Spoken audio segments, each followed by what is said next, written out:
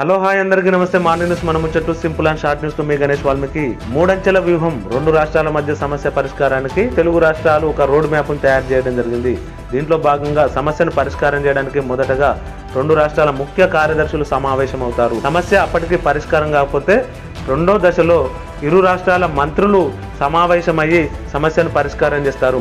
అయినప్పటికీ కాకుంటే మూడో దశలో ఇరు రాష్ట్రాల ముఖ్యమంత్రులు సమావేశమయ్యి ఆ సమస్యను పరిష్కారం చేస్తారు. మరో 6 కాంగ్రెస్ లో చేరనున్న ఉమ్మడి రంగారెడ్డి జిల్లా బీఆర్ఎస్ ఎమ్మెల్యేలు నిన్న సెక్రటేరియట్ లో మంత్రి శ్రీధర్ బాబుతో భేటీ. కాంగ్రెస్ లో చేరిన బీఆర్ఎస్ ఎమ్మెల్యేలు రాజీనామా చేస్తే వచ్చే బై ఎలక్షన్ లో బీజేపీ గెలుస్తుందన్న బండి సంజయ్.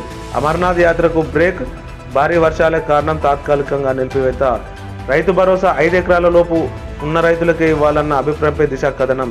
కాళేశ్వరంపై కమిషన్ విచారణ స్పీడప్, రేపటి నుంచి ఎంక్వైరీకి ఇంజనీర్లు. ఇప్పటికే వారికి నోటీసులు. కాళేశ్వరంపై రాష్ట్ర ప్రభుత్వం వేసిన విచారణ కమిటీ విచారణను స్పీడప్ చేసినట్లు దిశ కథనం.